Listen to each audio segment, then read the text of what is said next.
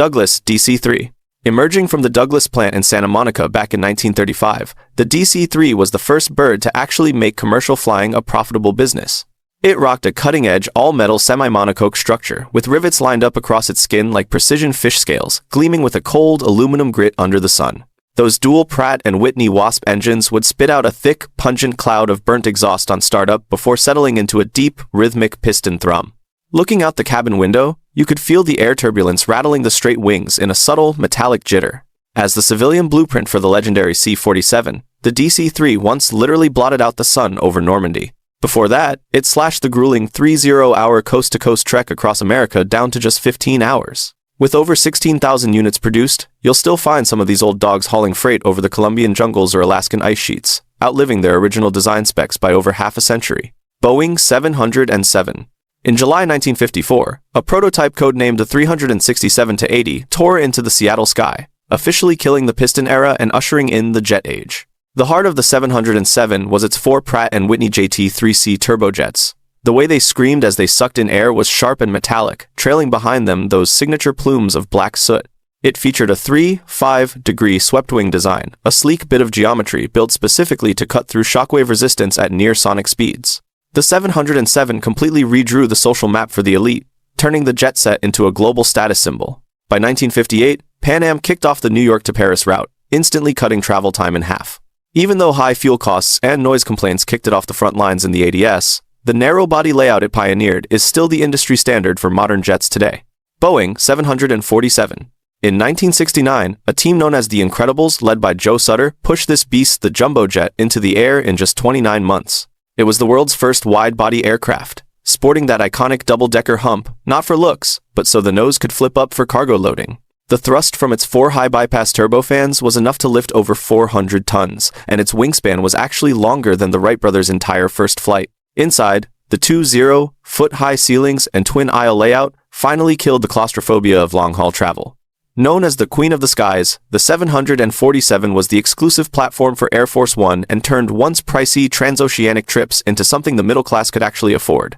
As the efficiency race favored twin-engine planes, the very last 747 was delivered in 2023, officially closing the curtains on the era of 4-engine romanticism. Concorde. A joint British-French venture from 1969, this was one of the very few supersonic passenger jets to ever hit the market, representing the absolute peak of Cold War aerospace tech. The Concorde was famous for its droop nose and delta wings, allowing it to cruise at Mach 2.04 at 60,000 feet.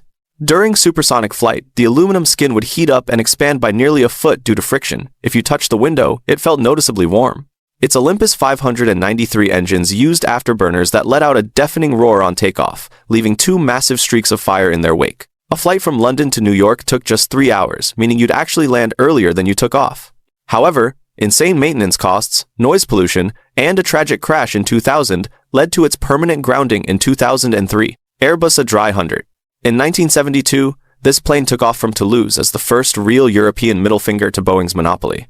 It was the world's first wide-body twin jet, a move considered a massive gamble back then because everyone thought you needed 3 or 4 engines to safely cross an ocean. The A300 utilized supercritical wing tech and a perfectly circular fuselage cross-section, making it incredibly space-efficient. Its existence basically forced the creation of ETOP standards, proving that 2 engines were plenty for long-haul flights. Funny enough, it tanked at first, until Eastern Airlines tried a few out and realized the fuel economy was unbeatable. Today, while the passenger versions are mostly gone, fleets of A300 freighters are still the backbone of FedEx's global logistics.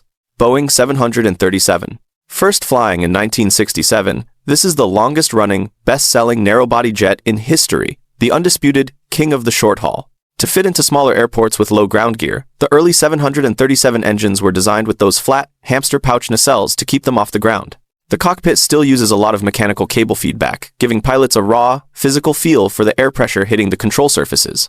The 737 family has evolved through 4 generations: Original, Classic, NG, and Max, a don't-fix-what's-not-broken strategy meant to keep pilot training costs low. Right now, there are roughly 2 737s taking off or landing somewhere on Earth every single second. Despite the PR nightmare surrounding the Max's flight software, it remains the foundation for almost every low-cost carrier on the planet. Airbus A320.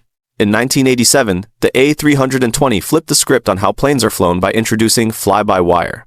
Instead of heavy mechanical cables, the pilot's inputs were turned into light electrical signals, and the yoke was replaced by a side stick, basically a high-tech video game joystick. It used a ton of composite materials to shave off weight while keeping the frame stiff.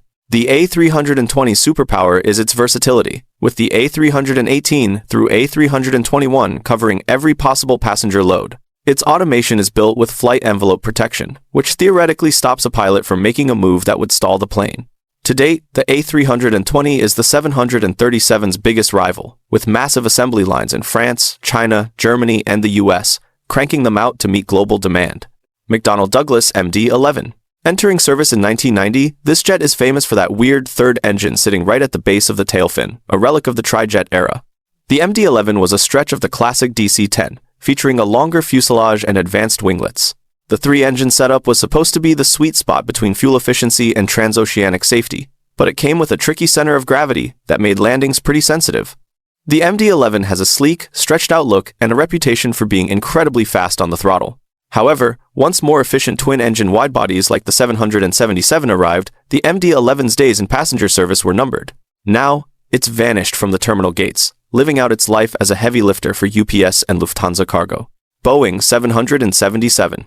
In 1994, the 777 hit the scene as the first jet designed entirely on a computer. It carries the world's most powerful turbofan, the GE90, which has an intake diameter wider than the entire cabin of a Boeing 737. You can spot a 777 by its massive six-wheel main landing gear, which makes touching down feel buttery smooth even for such a heavy bird.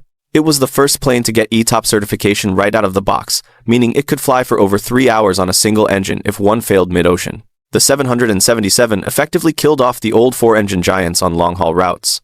Currently, the new 777X, featuring folding wingtips to fit into standard gates, is undergoing tests to push the limits of twin-engine efficiency. Airbus A380. Unveiled in Toulouse in 2005, the A380 was the world's only full-length double-decker, the ultimate super jumbo. It could pack in a staggering 850 people, and its wings were big enough to park 70 cars on. The A380 is famously quiet. Even during takeoff, the cabin noise is about the same as a quiet office. To hold up all that weight, it rolls on 22 tires. Some airlines went wild with the space, installing onboard showers, private suites, and walk-up bars, making it a literal palace in the sky. But its massive size meant it could only land at specialized airports, and those four engines became a liability in an era of direct, point-to-point flying. Airbus pulled the plug on production in 2021, leaving the A380 as a magnificent, if slightly misplaced, epic in aviation history.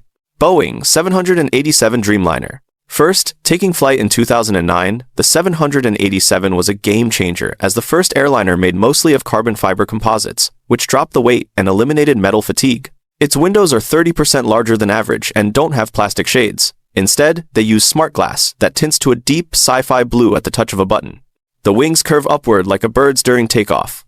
More importantly, it keeps the cabin altitude and humidity much more natural, which significantly cuts down on jet lag and that dried-out feeling after a long flight. Despite some early drama with battery fires, the 787's insane fuel efficiency allowed airlines to fly long, thin routes that were never profitable before. It's currently the gold standard for mid-sized wide-body tech. Airbus A350 XWB. Launching in 2013, the A350 was the European answer to the 787, with XWB standing for extra wide body. You can tell it's an A350 by its signature raccoon mask cockpit windows and those elegantly curved scimitar wingtips. Built with 53% composite materials and powered by Rolls-Royce Trent XWB engines, it's about 25% more fuel efficient than the older generation. The cabin uses biomimetic lighting to simulate natural day and night cycles, helping your body clock adjust mid-flight. It currently holds the record for the world's longest commercial flight, Singapore to New York, a 19-hour marathon. As the peak of modern green tech and digitization, the A350 is now the go-to workhorse for the world's longest trans-Pacific and transatlantic hops.